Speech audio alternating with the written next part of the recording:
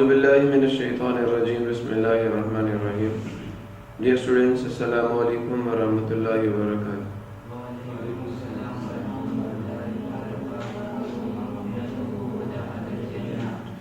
Rabbi इश्रह ली सदरी व यस्सिर ली अमरी वहलुल उक़दतम मिन लिसानी यफ़क़हू क़ौली रब्बि ज़िदनी इल्मा रब्बि ज़िदनी इल्मा रब्बि ज़िदनी इल्मा अल्लाहुम्मा इन्नी अस्अलुका इल्मन नाफ़िअ व रिज़्क़न तय्यिबा व अमलन मुतक़ब्बला अल्लाहुम्मा अल्लिमनी अल-किताब वल हिसाब अल्लाहुम्मा ज़क्किरनी मिन्हु मा नसीतु व अल्लिमनी मिन्हु मा जहिलतु अल्लाहुम्मा ख़ुज़ बियदी। मेरे बच्चों, आज हम लोग physics 9th class chapter number 2 का लेक्चर नंबर 6 स्टार्ट करने जा रहे हैं। और आज के इस लेक्चर में जो हमारी गुफ्तगू है, जो हमारी बातचीत है, वो tools required for the graphical representation of vector. Symbolical representation कोई प्रॉब्लम नहीं है, कोई बड़ी बात नहीं। दोनों मेथड्स मैंने आपको बताया। डेफिनेशन याद कर लो, एग्जांपल याद कर लो बस। ग्राफिकल रिप्रेजेंटेशन ऑफ वेक्टर भी कोई बड़ी बात नहीं, ठीक है। इसके लिए सिर्फ 2 टूल्स चाहिए और दोनों टूल्स आपको बनाने आने चाहिए, बस। इससे ज्यादा कुछ भी नहीं, समझ आया? मतलब कि बनाने भी आपने खुद है। क्लियर हुआ नहीं हुआ? तो जनाब, एक वेक्टर को ग्राफिकली रिप्रेजेंट करने के लिए आपको 2 टूल्स चाहिए, 2 चीजें चाहिए, 2 आलात चाहिए। और उन 2 आलात का नाम क्या है जी? एक का नाम है सूटेबल स्केल और दूसरे का नाम है फ्रेम ऑफ रेफरेंस, ठीक है जी। फॉलोइंग टूल्स आर रिक्वायर्ड, दर्ज झैल आलात चाहिए होते हैं हमें for the graphical representation of vector, vector का जो ग्राफिकल इजहार है उसके लिए। सो पहला जो है उसको सूटेबल स्केल कहते हैं, मुनासिब पैमाना। इसका काम क्या होता है? वेक्टर के मैग्नीट्यूड को रिप्रेजेंटेटिव लाइन ऑफ वेक्टर की लेंथ में चेंज करना। जैसे एक फोर्स है 100 न्यूटन की, फोर्स है 100 न्यूटन की, 100 न्यूटन उसका क्या मैग्नीट्यूड। अब हमने उसको रिप्रेजेंटेटिव लाइन की मदद से शो करना है, तो लाइन की लेंथ होती है नहीं होती। अब हमने 100 न्यूटन को कन्वर्ट करना है रिप्रेजेंटेटिव लाइन की लेंथ में। कैसे करेंगे? ये काम एक मैथमेटिकल फार्मूला जो आप खुद इस्टेब्लिश करेंगे वो करेगा, और उस फार्मूले को हम सूटेबल स्केल कहते हैं। बात समझ आ गई? दूसरा क्या? फ्रेम ऑफ रेफरेंस, जो मैंने आपको प्रीवियस लेक्चर्स में भी समझाया था कि 2 लाइनें जो एक दूसरे के साथ 90 डिग्री का एंगल बना रही होती है, एक दूसरे के साथ 90 डिग्री का एंगल बनाने वाली 2 लाइनें, ठीक है, क्या कहलाती हैं? फ्रेम ऑफ रेफरेंस कहलाती हैं। और उनके जरिए से हम लोग क्या करते हैं? वेक्टर की डायरेक्शन को स्पेसिफाई करते हैं, ठीक है जी। समझ आया नहीं यार? और जो उनका मीटिंग पॉइंट होता है वो असल में वेक्टर का स्टार्टिंग पॉइंट होगा, उसको हम ओरिजिन कहते हैं। 2 चीजें में फ्रेम ऑफ रेफरेंस जो है प्रोवाइड करता है। एक हमें पॉइंट ऑफ रेफरेंस प्रोवाइड करता है और दूसरा हमें डायरेक्शन इंडिकेटर भी प्रोवाइड करता है। प्रॉब्लम किसी को जनाब, सूटेबल स्केल की डेफिनेशन क्या है?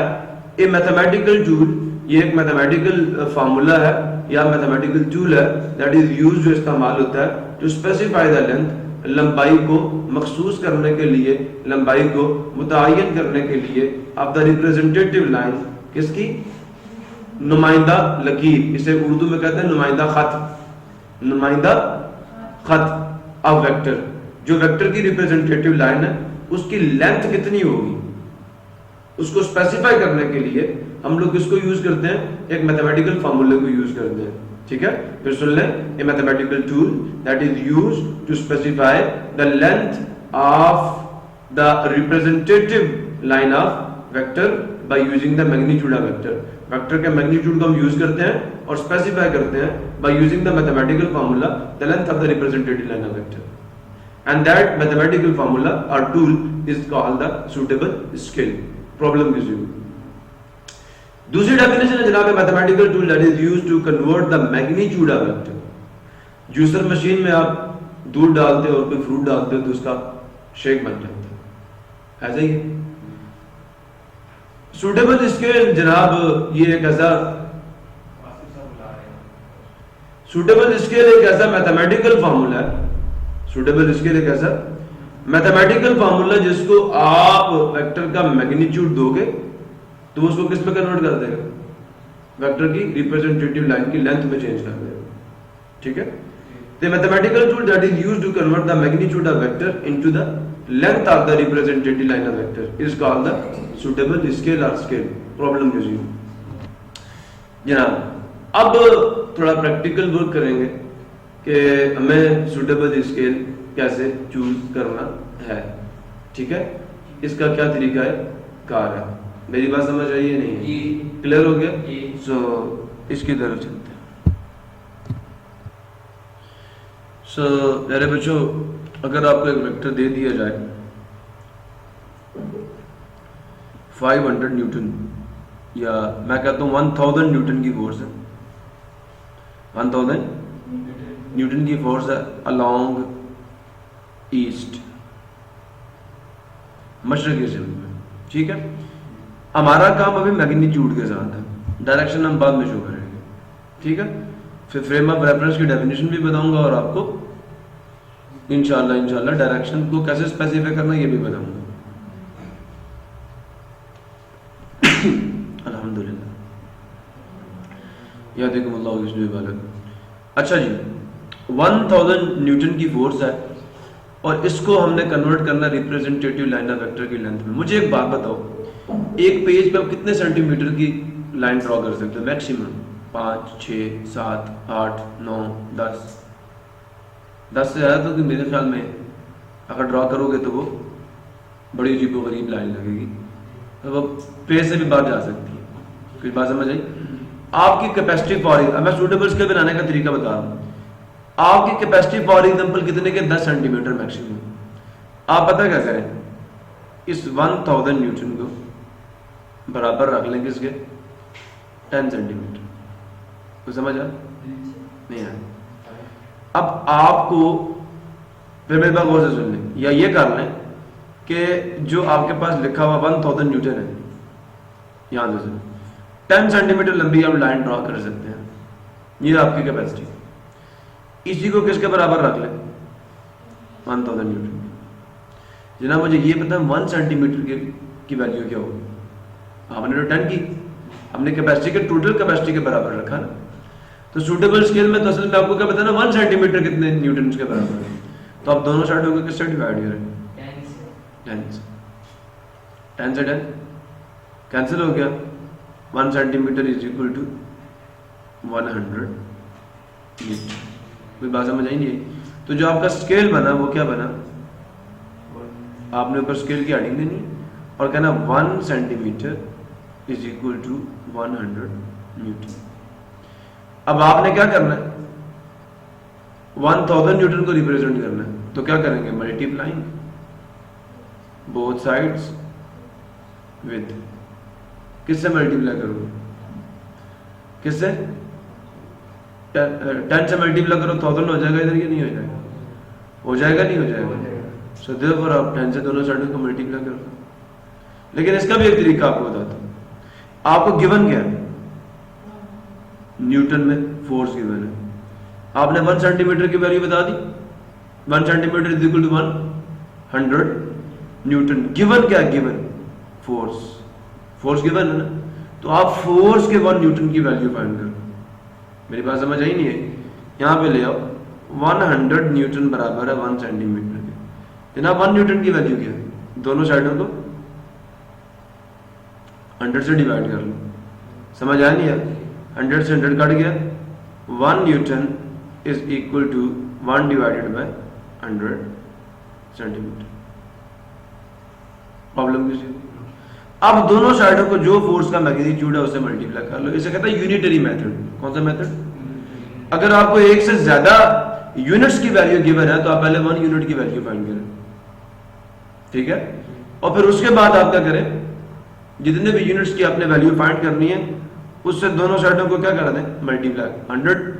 100 न्यूटन की वैल्यू फाइंड करनी है, multiplying both sides with 1000, sorry 100 नहीं 1000।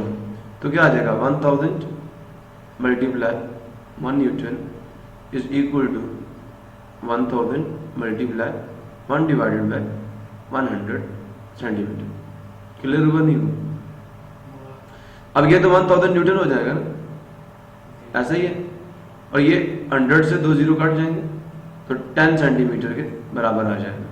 उसी जगह पे वापस पहुंच गया या नहीं? समझ आया या नहीं आया?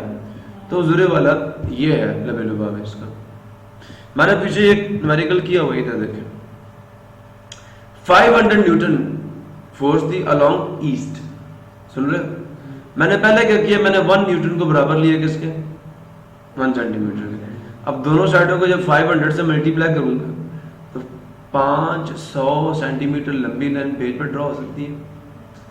नहीं हो सकती ना, तो ये स्केल सूटेबल नहीं है। 1 सेंटीमीटर इक्वल टू 1 न्यूटन। तो फिर हमने क्या किया, 1 सेंटीमीटर को 10 न्यूटन के बराबर किया। ठीक है, मेरी कुछ बात समझ आई नहीं आई? अब क्योंकि मुझे फोर्स न्यूटन में गिवन है, मैं 1 न्यूटन की वैल्यू फाइंड करूंगा। 1 न्यूटन बराबर आ जाएगा किसके? 1/10 सेंटीमीटर। अब मैंने कितने न्यूटन की वैल्यू फाइंड करनी है? 500 न्यूटन की। दोनों साइडों को 500 से मल्टीप्लाई करो। समझ आया नहीं है? तो फिर भी 50 सेंटीमीटर लंबी लाइन हमें ड्रॉ करनी पड़ेगी। ये भी स्केल सूटेबल नहीं है। अब बजाय इसके 10 न्यूटन को 1 सेंटीमीटर के बराबर लेने के, आप क्या करें? 100 न्यूटन को 1 सेंटीमीटर के बराबर ले लिए। समझ आया नहीं यार? आपने 1 से शुरू किया ना, स्टेप बाय स्टेप शुरू किया ना। तो जब पता चला यार नहीं ये तो नहीं हो सकता, ये तो बहुत लंबी लाइन आ जाएगी, फिर आपने फिर भी लाइन लंबी आ रही है। अब जरा देखें, जब 100 न्यूटन 1 सेंटीमीटर के बराबर होगा तो पहले तो 1 न्यूटन की वैल्यू फाइंड करो, डिवाइड करो दोनों साइडों को 100 से, 1 न्यूटन की वैल्यू आ गई। अब दोनों साइडों को मल्टीप्लाई करो किससे? 500 से, क्योंकि हमने तो 500 न्यूटन की वैल्यू फाइंड करनी। जब हम 500 न्यूटन से मल्टीप्लाई करेंगे तो आंसर आया 500 newton is equal to 5 centimetre. ये लाइन पेज पर ड्रॉ हो सकती है। ठीक है, तो this is the suitable scale, ये राइट स्केल है। मसला किसी क्लियर है सबको? कोई प्रॉब्लम तो नहीं है? इसी तरह जैसे मैंने तो डायरेक्ट कहा दिया ना 1 centimetre is equal to 100 newton. आप इसको मजीद छोटा भी कर सकते हो, इसको मजीद छोटा भी कर सकते हो। ये भी देखो 10 सेंटीमीटर लंबी लाइन है, तो 10 सेंटीमीटर का भी ज्यादा हो जाता है ना, तो लास्ट लिमिट है। इससे भी छोटा करना है तो गौर से देखें, हम क्या करते हैं, हम कहते हैं 200 newton, 2 newton is equal to 1 centimetre. मुझे जो गिवन फोर्स है वो कितनी है? 1000 न्यूटन की गिवन है, ऐसा ही है ना। मैंने उसको लेंथ में कन्वर्ट करना, रिप्रेजेंटेटिव लाइन की। ठीक है, आप द वेक्टर। तो क्या करेंगे, पहले तो 1 न्यूटन की वैल्यू फाइंड करो। अहमद 1 न्यूटन की वैल्यू कैसे फाइंड करेंगे? ये आपने अपने पास से लिखना है, अपने पास से। ठीक है, 1 न्यूटन की वैल्यू कैसे फाइंड करेंगे? दोनों साइडों को 200 से डिवाइड कर दो, कर दिया। 200 से 200 काट गया, 1 newton is equal to 1 divided by 200 centimetre. Clear है? मल्टीप्लाइंग बोथ साइड्स विद 1000 बेटा, जिसमें कन्वर्ट करना था। समझ आया? So multiplying both sides with 1000। Problem किसी जैसे 1000 से मल्टीप्लाई करोगे, अब किसका आंसर आएगा? 1000 न्यूटन कितने सेंटीमीटर के बराबर होगा? समझ आया? 1 डिवाइडेड बाय 200। अब इससे डिवाइड करोगे तो आंसर कितना आ जाएगा? 5। और ये 1000 न्यूटन जो है ये किसके बराबर आ गया? 5 सेंटीमीटर। ये लाइन ज्यादा सूटेबल नहीं, कुछ बात समझो? ये लाइन काफी बड़ी थी बट ये उससे भी छोटी हो गई। मेरी कुछ बात समझ रहे हो नहीं समझ रहे? हम एक और सूटेबल स्केल भी बना सकते हैं। वो कैसे? आप पहले लिखे यहाँ पे स्केल, लिख लिया क्या? अब मैं ये कहता हूँ यार 250 न्यूटन जो है, अगर मैं उससे 1 सेंटीमीटर के बराबर ले लूँ तो कैसा रहेगा? ठीक है, ये मैंने स्केल आपको दे दी। भाई लिख सकते हो नहीं लिख सकते? इसके बराबर ले लेते हैं। अब हमें फोर्स कितनी गिवन है?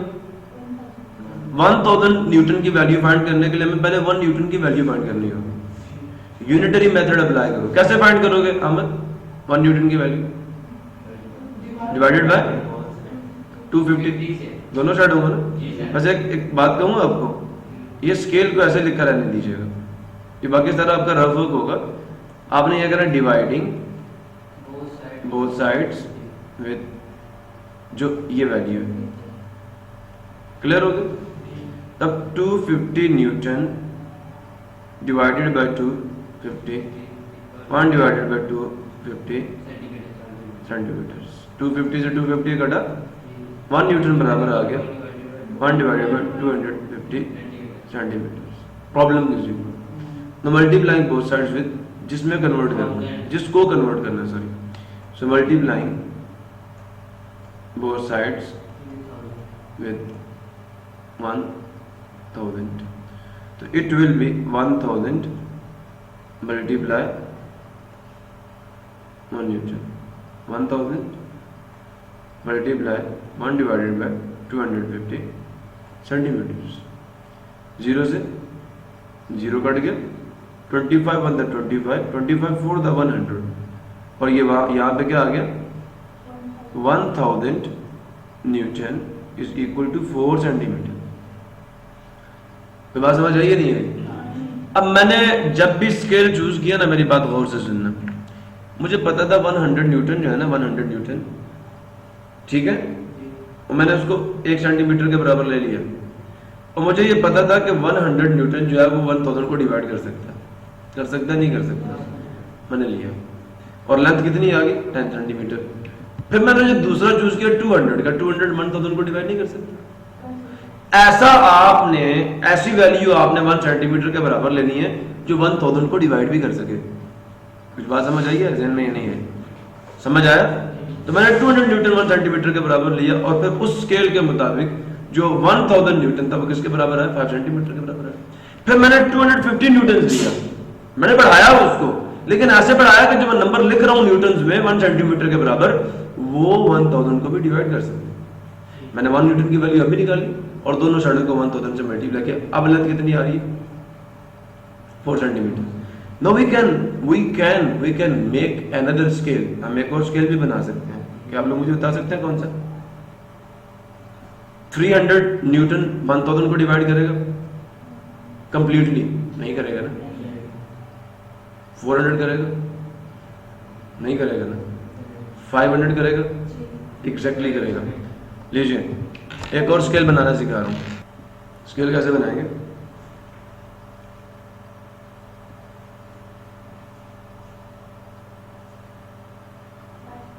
क्या? न्यूटन। गिवन फोर्स कितनी थी? और आपने एक चीज नोट की, मैं न्यूटन की वैल्यू सेंटीमीटर में लिख रहा हूं, जो मुझे गिवन है उसी की वैल्यू लिख रहा हूं। और फिर क्या कर रहा हूं? पहले 1 न्यूटन की वैल्यू फाइंड कर रहा हूं। मेरी बात समझ आ रही है? डिवाइडिंग बोथ साइड्स विथ 500, जो वैल्यू यहां पे 500 newton divided by 500 is equal to 1 centimetre divided by, ये बच्चे काट जाएगा, 1 न्यूटन इज इक्वल टू, और ये इक्वलिटी का एक बेसिक एक्सियम है कि जब आप इक्वेशन की एक साइड को किसी नंबर से डिवाइड कर दो दूसरे को भी करना पड़ेगा, ठीक है। तो 100 newton, sorry 1 newton is equal to 1 divided by 500, 1 newton is equal to 1 divided by 500 centimetre. Clear हुआ नहीं हुआ? अब जनाब 1000 न्यूटन का पता करना है, multiplying both sides with 1000, 1000 multiply 1 Newton, 1000 multiply 1 divided by 500। अब ये इससे कटेगा, आंसर कितना आ जाएगा? 2। और 1000 न्यूटन की वैल्यू कितनी आ गई? 2 सेंटीमीटर। प्रॉब्लम किसी को? क्लियर हुआ? तो ये तो इससे भी छोटी लेंथ आ गई ना, ज्यादा अप्रोप्रिएट। अब इससे छोटा करोगे ना, 2 से भी छोटा करोगे तो फिर वो मजेदार चीज नहीं रहती। 2 सेंटीमीटर से लेकर 10 सेंटीमीटर के दरमियान में जो है ना वो लेंथ लेके आओ, तो तब आपको वेक्टर ड्रॉ करने का भी, जिसे कहते हैं, मजा आएगा, और आपकी जो रिप्रेजेंटेशन होगी वो दूसरों को भी अच्छी लगेगी, अदरवाइज बड़ी ऑकवर्ड लगेगी। प्रॉब्लम किसी को? तो सूटेबल स्केल भाई ऐसे चूज करते हैं, खुद बनाते हैं। एक बंदा मुझे 2000 न्यूटन जो है उसकी फोर्स दे देता है, तो भाई मैं फौरन पता क्या स्केल चूज करूंगा, 1000 newton is equal to 1 centimetre, direct 1000 से दोनों साइडों को डिवाइड करूंगा, 1 न्यूटन 1 डिवाइडेड बाय 1000 सेंटीमीटर के बराबर आएगा।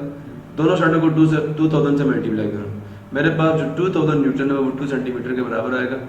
मैंने कन्वर्ट कर दिया, आपके पास समझ आई नहीं है? मैं इसके मैं इधर उधर भागता फिरूं, इतने काम करूं जी, पहले 100 न्यूटन लो, फिर 500 न्यूटन लो, फिर क्या है, जाओ ना डायरेक्ट जाओ ना, क्या हो गया?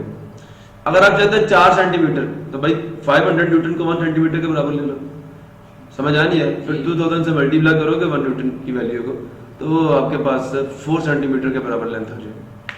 समझ आया या नहीं आया? सो आगे चलते हैं।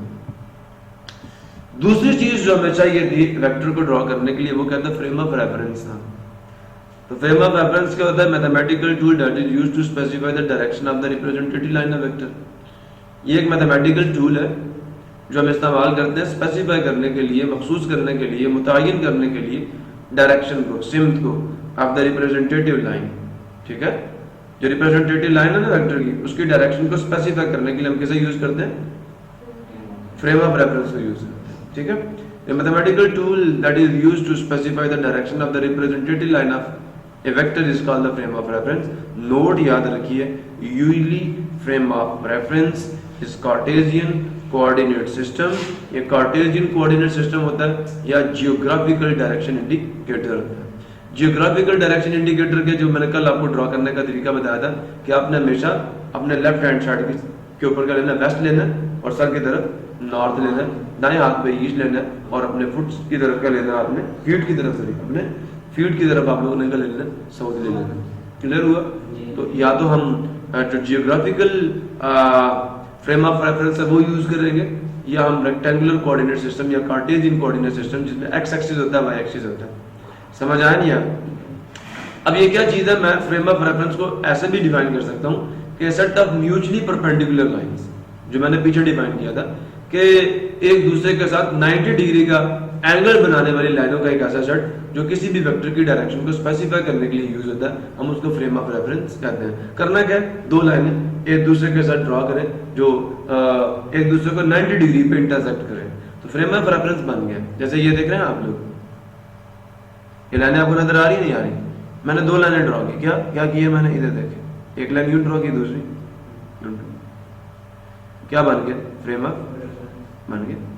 ठीक है, इसको मैं वेस्ट कहूंगा, इसको मैं ईस्ट कहूंगा, इसको नॉर्थ कहूंगा, इसको साउथ कहूंगा। फिर यहां से मैं वेक्टर की लाइन ड्रॉ करना शुरू करूंगा, लेकिन उससे पहले मैं जो वेक्टर का एंगल है, जो उसकी डायरेक्शन है, पहले उसे स्पेसिफाई करूंगा कि वेक्टर किस डायरेक्शन में है। पहले डायरेक्शन स्पेसिफाई करूंगा और फिर उस सिमत में जितने भी सेंटीमीटर लंबी लाइन है मैं उसको ड्रॉ कर दूंगा। समझ आया नहीं है? तो वेक्टर जो है वो रिप्रेजेंट हो जाएगा। प्रॉब्लम की जीरो जनाब। एग्जांपल नंबर 2.1 ये हम लोग इंशाल्लाह नेक्स्ट लेक्चर में करेंगे। तब तक के लिए अल्लाह हाफिज। पाकिस्तान जिंदाबाद।